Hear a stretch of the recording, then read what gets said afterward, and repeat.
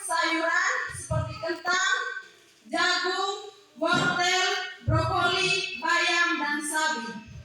Yang keempat, buah-buahan seperti apel, mangga, dan jeruk. Yang terakhir itu kacang-kacangan seperti kacang kedelai, kacang hijau, atau kacang merah. Jadi kebutuhan karbohidrat dalam tubuh kita itu sangat berperan penting dalam asupan ibu selama hamil. Mineral penting untuk ibu hamil yaitu zat besi. Kebutuhan zat besi atau anemia. Zat besi pada ibu hamil berpengaruh pada ibu dan bayi. Untuk ibu hamil dan untuk yang tidak hamil. Jadi apa yang itu sendiri punya kandungan untuk selama kita masa kehamilan itu sendiri. Di mana bayam baik dikonsumsi selama masa kehamilan, khususnya untuk ibu hamil muda karena mengandung asam folat. Asam folat merupakan nutrisi penting yang diperlukan pada awal kehamilan karena dapat membantu mencegah cacat air seperti anencefali dan spina bifida. Tak hanya itu, asam folat juga berperan dalam mencegah resiko terjadinya persalinan prematur atau preeklamsia. Ibu hamil perlu untuk mengonsumsi makanan bergizi seperti pisang. Pisang mengandung vitamin B6 yang baik untuk dikonsumsi oleh ibu hamil pada trimester pertama karena vitamin ini dapat mengurangi rasa mual. Selain itu, pisang juga kaya kalium yang bermanfaat untuk mengatur keseimbangan cairan dan elektrolit selama kehamilan. Menderita anemia, terutama jika bumil kurang mengonsumsi makanan yang mengandung zat besi. Jadi, agar bumil tidak mengalaminya, konsumsilah makanan yang kaya akan zat besi, seperti sayuran hijau, daging ayam, kacang-kacangan, dan daging merah tanpa lemak. Yang kedua itu melahirkan bayi dengan berat rendah. Kurang gizi saat hamil juga bisa menyebabkan bumil melahirkan bayi dengan berat badan yang rendah. Bahkan resiko untuk melahirkan bayi secara prematur bisa meningkatkan kalau bumil menderita kekurangan gizi selama kehamilan. Itu saja dari saya tentang gizi selama kehamilan. Mungkin ada pertanyaan dari Bapak Ibu terkait dengan materi yang saya berikan. Mungkin ada satu dua kata yang kurang dipahami. Bisa isi pertanyaan terkait yang tidak mengerti. Iya. Sementara ibu bisa tidak paham sedikit ibu karena bahasanya terlalu kami ini kan pemahamannya cukup awam ya ini. Mungkin bisa dijelaskan. Peromailah ibu tingkat batasannya konsumsi ubi yang bagus itu untuk apalagi kan kita ini hidup di daerah pertanian yang ubi itu menjadi salah satu makanan. Tingkat konsumsi batas konsumsinya berapa yang bagus, terus kira-kira kandungan apa dalam ubi itu yang bisa menyebabkan cacat janin tadi. Jangan sampai misalnya kan kami hanya dengar sekilas tadi membilang nikah di tiobra itu penjelasan cukup baru tuh sehingga baik jelasan lagi itu berita bahwa propa itu nganci yang hana tapi mana batasan berapa batasannya. Baik, terima kasih kepada ibu responden. Untuk bukan pertanyaan sebenarnya dari ibu, itu masukan sebenarnya. Sebenarnya kami tadi menggunakan LCD itu. Jadi kalau kami menggunakan LCD tadi kan Bapak Ibu sekalian bisa melihat juga materi yang kami berikan. Jadi karena di sini kami hanya menggunakan laptop, jadi untuk itu saya minta maaf dari saya sendirinya karena pembacaan materinya terlalu cepat. Selanjutnya saya berikan kepada teman saya, mungkin kita bisa lihat di dia nanti terkait dengan pembacaan materi yang kedua. Hanya memberikan ASI tanpa tambahan makanan atau minuman lain selama 6 bulan. Selama 6 bulan pertama bagi bayi adalah untuk meningkatkan kesehatan, pertumbuhan dan perkembangan optimal. ASI eksklusif memberikan nutrisi lengkap, antibodi alami, untuk melindungi dari penyakit dan membantu perkembangan otak serta fisik bayi. Jadi mama-mama sekalian, pada sebelum bayinya berusia 6 bulan lebih, selama 6 bulan itu kita hanya khusus memberikan dia ASI eksklusif saja, tanpa memberikan makanan tambahan yang lain seperti air atau misalnya kita makan buah-buahan. Biasanya kita kalau kita makan pisang itu kita kasih sedikit di anaknya kayak begitu. Tapi sebenarnya dia punya kebutuhan nutrisi itu sudah lengkap dengan memberikan ASI saja selama 6 bulan. Tetapi ketika dia sudah berusia lebih dari 6 bulan nanti kita akan memberikan makanan pendamping ASI. Begitu. Jadi untuk khusus selama 6 bulan itu hanya diberikan ASI saja, karena ASI selama 6 bulan itu nutrisinya sudah lengkap untuk bayi tanpa kita memberikan makanan tambahan lagi. Pertama itu untuk meningkatkan kesehatan bayi. ASI mengandung nutrisi yang sangat penting yang dibutuhkan bayi selama 6 bulan pertama, seperti vitamin, mineral, dan antioksidan. ASI juga mengandung antibodi alami yang membantu melindungi bayi dari infeksi dan penyakit.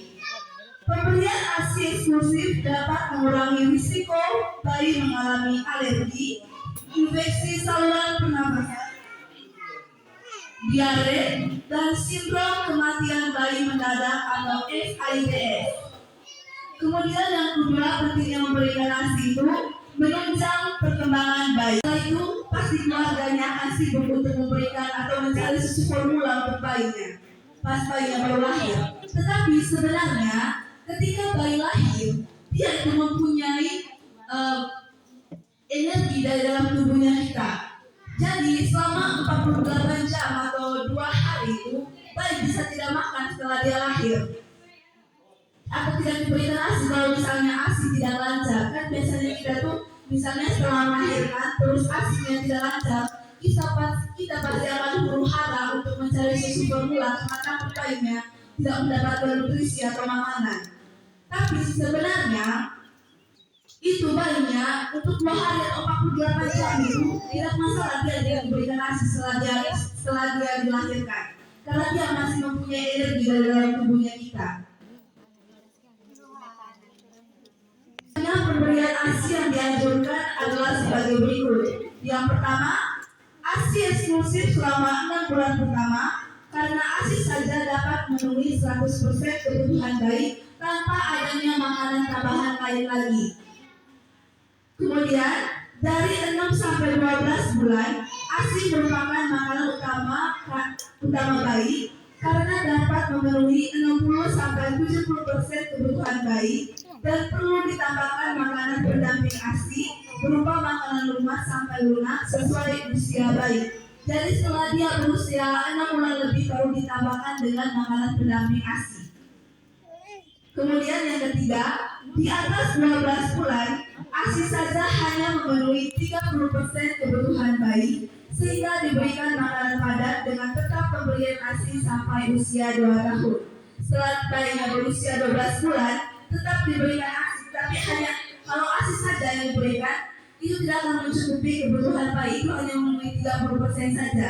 Sehingga jadi dalam hal ini, makanan pendamping ASI berbeda dengan makanan sapihan diberikan ketika bayi tidak lagi mengonsumsi ASI.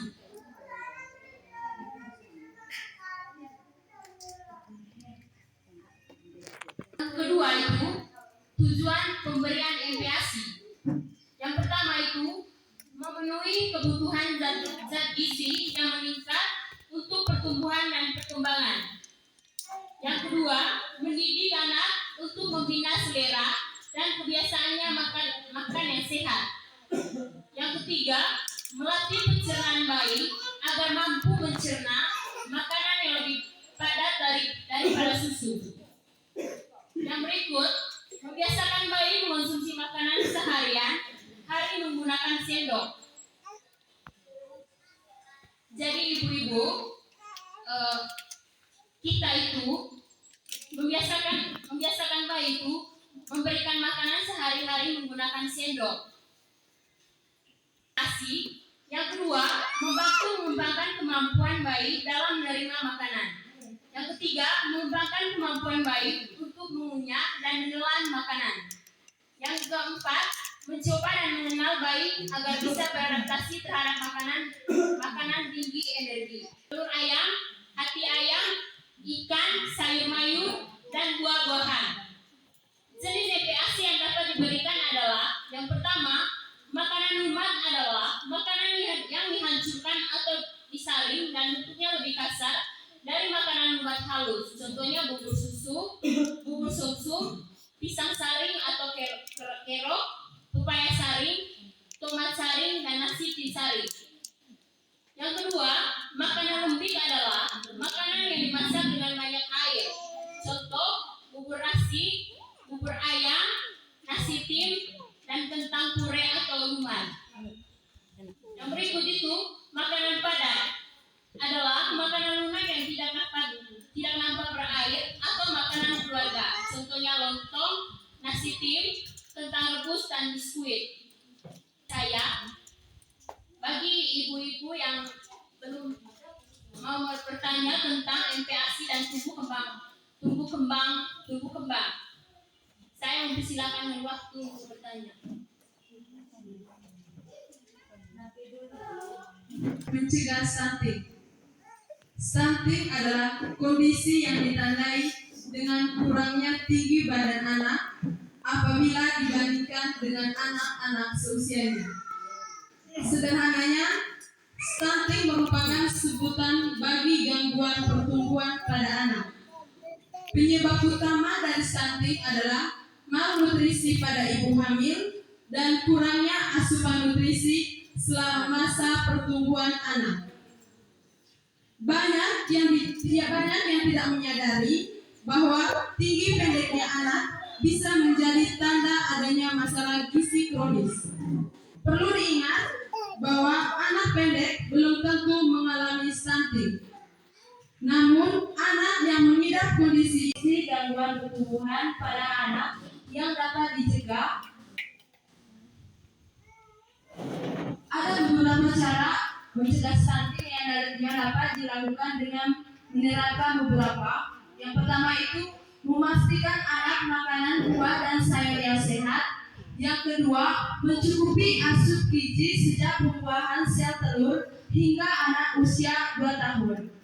Yang berikut, ASI eksklusif hingga pada bayi berumur 6 bulan. Yang berikut, mengusahakan anak mendapatkan imunisasi lengkap. Yang berikut adalah pentingnya imunisasi. Imunisasi adalah proses peningkatan kekebalan tubuh terhadap suatu penyakit melalui pemberian vaksin yang bertujuan untuk merangsang sistem kekebalan tubuh agar menghasilkan antibodi. Secara lebih rinci, imunisasi adalah upaya untuk mengurangi risiko tertular penyakit dengan memanfaatkan sistem kekebalan tubuh alami untuk membangun perlindungan. Saat proses penerimaan vaksin, sistem kekebalan tubuh akan merespon dan membentuk kekebalan terhadap penyakit tersebut. Tujuan imunisasi adalah untuk pencegahan penyakit infeksi yang dapat dicegah dengan imunisasi serta mengurangi risiko cacat dan kematian akibat penyakit tersebut. Imunisasi juga dapat memberikan perlindungan jangka panjang terhadap penyakit tertentu sehingga individu menjadi lebih tahan terhadap infeksi. Jadi, kesimpulan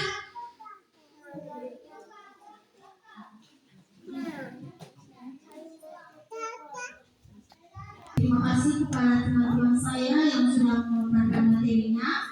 Selanjutnya saya akan membuka sesi tanya jawab bagi ibu-ibu yang ingin bertanya terkait materi yang telah dipaparkan oleh teman-teman saya. Saya berikan waktu dan kesempatan.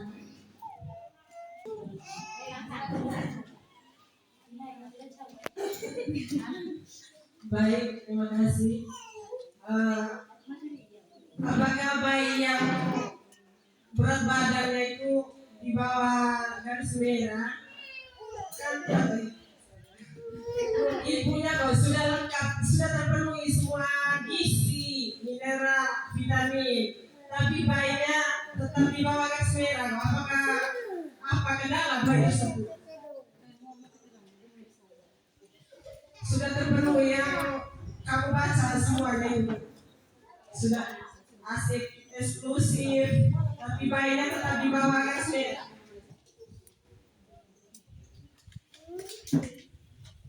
Terima kasih Ibu atas pertanyaannya. Mungkin ada lagi yang ingin bertanya. Kalau bicara itu ada gangguan saat hamil atau setelah lahir. Yang kandungan dari ubi tersendiri tadi yang menyebabkan kesehatan pada janin itu ubi itu sebenarnya tidak masih bisa dikonsumsi oleh ibu hamil, tapi dalam jumlah yang sedang, jangan terlalu berlebihan. Karena dalam situ itu ubi itu mengandung, salah satunya itu mengandung vitamin A, di mana vitamin A ini jika dikonsumsi secara berlebihan dia akan menyebabkan kesehatan pada janin. Jadi seperti itu. Masih bisa konsumsi ubi, jangan takut juga untuk mengonsumsi ubi, tetapi dibatasi. Jangan terlalu berlebihan juga konsumsinya. Seperti itu. Sudah terpenuhi atau sudah? Mungkin dari ibu penanya sendiri sudah mengalami hal itu sendiri. Baik, terima kasih. Karena menurut pembelajaran kami yang kami dapatkan dari dosen, jadi kebutuhan nutrisi yang kami sebutkan tadi itu hanya sebagian saja, masih banyak. Contohnya itu kalsium, terus mineral itu sendiri, konsumsi air putih itu sendiri. Nah, dari konsumsi air putih itu sendiri, mungkin dari ibu itu sendiri yang kita sudah di kampung itu mana yang lebih cepat saja. Misalnya, ini saja air, tidak lihatnya bagaimana dia punya kualitas kebersihannya. Ini saja air langsung minum. Kita kan tidak tahu bahwa di dalam air itu sendiri ada bakterinya. Jadi dari saya sendiri, mungkin ibu sudah merasakan yang kayak gini. Saya punya kebutuhan, punya anak stunting. Nah, faktor yang kedua itu bukan cuma nutrisi saja, tapi kan tidak terpenuhinya nutrisi. Walaupun nutrisinya sudah lengkap, tapi terkadang anak juga bisa stunting. Karena yang pertama salah satunya itu pola asuh. Misalnya jam makan yang tidak tepat, kita tunggu anaknya lapar saja atau bagaimana, sesuka-sukanya kita saja. Kemudian yang kedua, anaknya sering sakit atau sering terinfeksi. Jadi sering flu atau jadinya jika anak sering sakit atau terinfeksi, itu menyebabkan dia punya imun tubuh itu lebih, atau energinya dia itu lebih berfokus untuk mencegah infeksi atau mengobati infeksi atau sakitnya dia dibandingkan untuk menambahkan dia punya berat badan. Jadi seperti itu. terganggu keterlambatan bicara itu apakah faktor dari dia lahir atau masih dalam kandungan atau pada saat dia lahir? Sebenarnya memang kami terpaku pada penjelasan yang diberikan oleh ibu dosen. Jadi gangguan bicara tersendiri itu pada saat kehamilan itu karena kurangnya nutrisi zat besi. Seperti konsumsi sayuran yang kurang, sayuran-sayuran yang kurang seperti misalnya bayam yang kurang, itu kan zat besi itu kan dari bayam juga, kangkung, konsumsi buah-buahan juga. Nah terus pada saat dia lahir itu mungkin pada saat dia sudah tumbuh kembang, ibu sendiri kurang mengontrol anaknya yang kayak gini. Pada saat dia tidur, dia diam, ibu tidak terlatih dia untuk tidak membiasakan diri yang kayak sering tanya anaknya, biarpun dia tidak jawab, tapi dia punya sel sarafnya masih berkembang.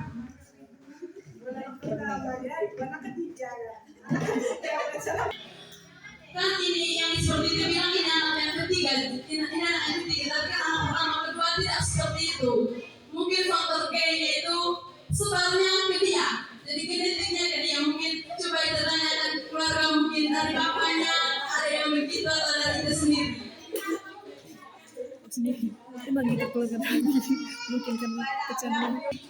Gangguan bicara pada anak itu bisa disebabkan oleh faktor genetik dari gen atau dari keluarga atau dari mama atau dari bapak. Bisa juga disebabkan oleh semacam yang satu teman bilang tadi, dia bilang ada kekurangan gizi. Nah, kekurangan gizi itu kita juga tidak tahu masih lain apa yang ada pada Nabi Muhammad, tapi itu juga dapat menyebabkan gangguan bicara pada anak. Terima kasih. Ya, ada tambahan lagi dari Sudirman. Karena itu terjadi ketika orang tua itu banyak sering banyak kan orang tua itu sibuk dengan dunianya sendiri, dan banyak anak yang tidak merasa berinteraksi dengan orang tua. Yang dia maksud itu contohnya itu kemarin kami dapat dari dosen kami sendiri, dia atas nama Ibu Oce.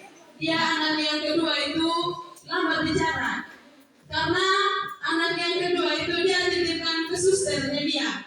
Jadi karena tidak ada interaksi dari orang tuanya sendiri, yang komunikasi yang spesifik dari orang tua sendiri, jadi dia diamkan dia punya diri yang kayak sudahlah, nanti saya hanya ketemu dengan suster terus, tidak ketemu dengan ada interaksi yang spesifik dengan orang tua. Mungkinlah pada saat malam, tapi kan dari dia sendirinya pada saat malam itu karena dari jam 7 pagi sampai jam 8 malam, habis itu mereka langsung yang kayak menjemput anaknya, habis itu istirahat. Tidak ada interaksi yang spesifik dari mereka sendiri. Sekilas dari saya. Baik, mungkin sesi tanya jawabnya saya tutup atas perhatian dari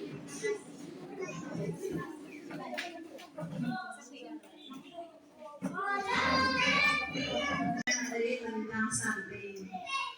Sekilas tadi juga sudah disampaikan bahwa stunting itu bisa dikatakan pendek, tapi tidak semua pendek.